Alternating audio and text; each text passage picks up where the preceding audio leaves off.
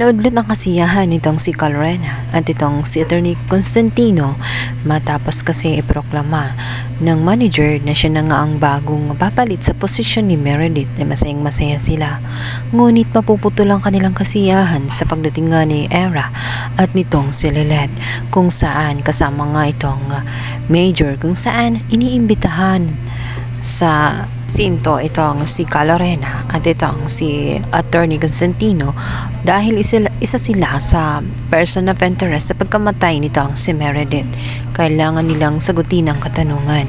Ngunit ayaw sanang pumunta nitong si Calorena. Sinabi nito at pinaalala namang muli ang mga kabutihan na ginawa niya sa pamilya nitong si Lilette. Siya o mano ang tumulong nito ng maraming beses sa kanyang pamilya. Hindi pa ba yun sapat na dahilan at hindi pa ba yun proven na hindi niya kayang gumawa ng kamalian? Ngunit hindi yun ang puntungan nitong si Lilette dahil may dahilan ang otoridad kung bakit siya interviewin at kung wala nga talaga siyang kasalanan ay bakit siya matatakot na harapin ang mga kapulisan kung wala naman talaga siyang tinatago. Hindi takot si Lilette kahit kulang na lamang sabihin ni Calorena na wala siyang utang na loob sa kabila ng maraming kabutihan na nagawa niya rito ay pinagbibintangan pa rin siya sa kasalanan nitong si Meredith. Sinabi nito na wala siyang kinikilingan. Pagdating sa hustisya ay kaya niyang titingnan kung ano man ang kanilang mga ugnayan. Kamag-anak man ito o kakilala ay wala siyang pakialam. Pagdating nga sa hustisya ay mananaig kung ano ang tama. Lalong-lalo na ang naapi at naagabyado ay walang iba kundi ang kanyang ina.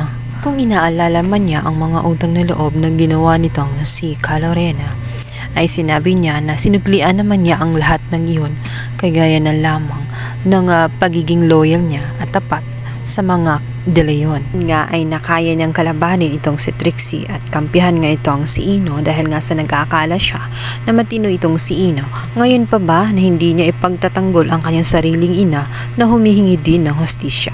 Galit si Lorena dito kay Lilette dahil sa pagkakataong iyon ay hindi na nga siya ang kinampihan kundi sa kabilang side na, sa side na nga niya kasi pamilya na ang naaagrabyado kung kaya papatunayan o manunipot wala siyang kasalanan. Ngunit paano nga ba niya ito gagawin gayong guilty nga siya sa kanyang ginawa? Matapos nga silang umalis ay nag-usap-usap nga sila at dito nga ay sinabi nitong si Frankie na si Lorena talaga ang may persons of interest sa pagpatay nitong si Meredith dahil na rin sa kagustuhan nito na makuha ang posisyon at mapunta sa asawa niya at bukod pa doon ay kwento din nitong si Frankie na may bagong kaso na kinakaharap itong kanyang anak na si Ino. Few weeks ago ay pinag-uusapan nila Frankie at ni Meredith ang tungkol sa bagong kaso na lumilitaw ngayon kay Ino. Madalas pa nga niyang makita na nagtatalo itong si Lorena kung saan dinebyensahan ang kanyang anak na si Ino. Si Lorena kasi ang isang tanging ina kung saan gagawin ng lahat maprotektahan lamang ang future ng kanyang anak. Iniwala kasi si Frankie na talagang guilty itong si Ino at talagang may nagawa siyang kasalanan noon kay Trixie kung kaya't ayaw nito na ungkatin pang muli ang kaso at muling malaman na may panibago ng mga kaso dahil hindi maiiwasan na muling mabubuksan ang kaso nga nitong si Trixie. Yun ang iniiwasan ng mag-asawa dahil maging ang kanilang pangalan ay masisira sa publiko. Samantala, hindi lang sina Calorena ang inimbitahan sa presinto maging itong si Patricia dahil ilang beses din itong nakaaway nitong si Attorney Mer. Ngunit na isa na isang lahat nitong si Patricia ang kanyang side. Natural lang ang kanyang emosyon kung saan magagalit siya dahil na rin sa naisip niya na si Mer ay other woman ng kanyang asawa.